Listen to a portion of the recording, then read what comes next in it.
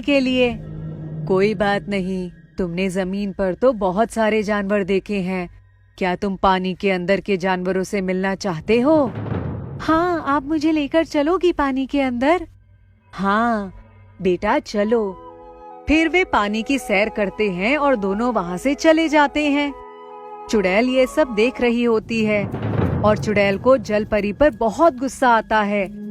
लेकिन चुड़ैल का एक दायरा होता है, चुड़ैल उस दायरे से बाहर नहीं आ सकती, इसलिए वे भोला को नए नए जानवरों का रूप लेकर उसे अपनी तरफ बुलाती है।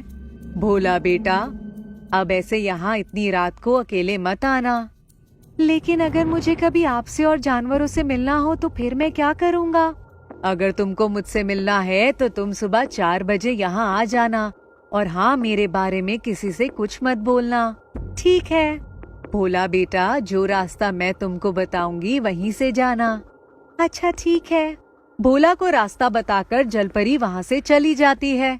जैसे ही भोला थोड़ी आगे बढ़ता है, उसे बहुत सुंदर हिरन दिखाई पड़ता है। कितना सुंदर हिरन है, मैं अभी इसको पकड़ता हूँ। और भोला उसको पकड़ने के लिए भागता है।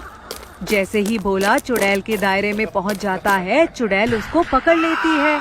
जैसे ही भोला चिल्लाता है, जलपरी वापस लौट आती है। चुड़ैल, छोड़ दे इस बच्चे को।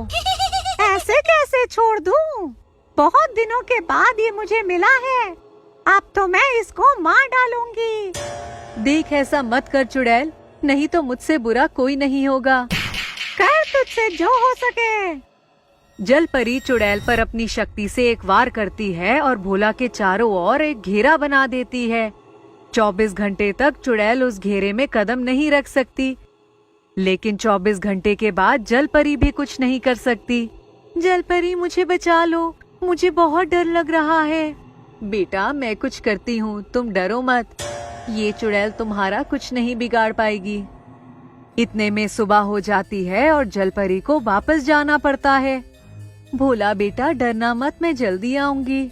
जलपरी अपनी जल रानी को पूरी बात बताती है और उनसे विनती करती है कि कुछ देर के लिए वे उसे इंसान का रूप दे दें।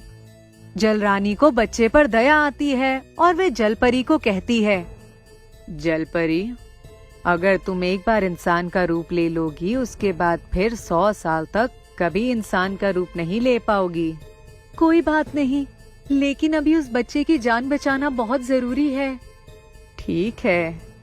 और जलपरी को जल रानी इंसान का रूप दे देती है।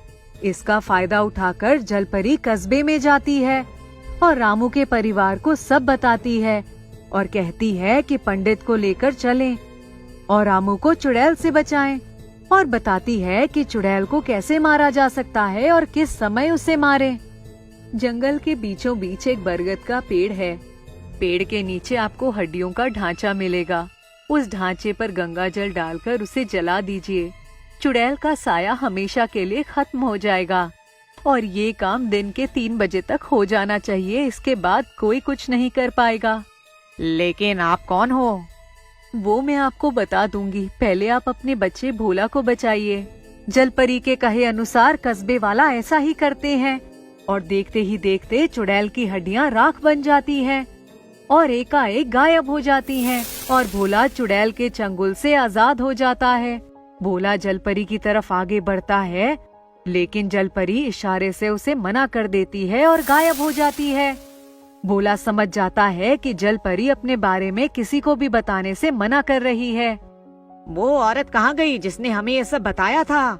सब जलपरी को ढूंढते हैं, लेकिन जलपरी उन लोगों को कहीं नहीं मिलती। रात के 4 बजे भोला झील के किनारे आता है। उसे वहाँ जलपरी दिखाई देती है। जलपरी, मैं आ गया और मैं आपका धन्यवाद करना चाहता हूँ, आपने मुझे बचाया। नहीं बेटा, ये तो मेरा फर्ज था और अब तुमको मुझसे मिलने के लिए 4 बजे का इंतजार नहीं करना पड़ेगा। अब तुम कभी भी आ सकते हो, लेकिन थोड़ा संभल कर। आज तुमसे मिलने और भी जलपरी आई हैं। और भी जलपरी? हाँ बेटा। जलपरी भोला को सभी जलपरियों से मिलवाती है और सब बहुत हंसी मजाक करते हैं। सब जलपरी भोला को बहुत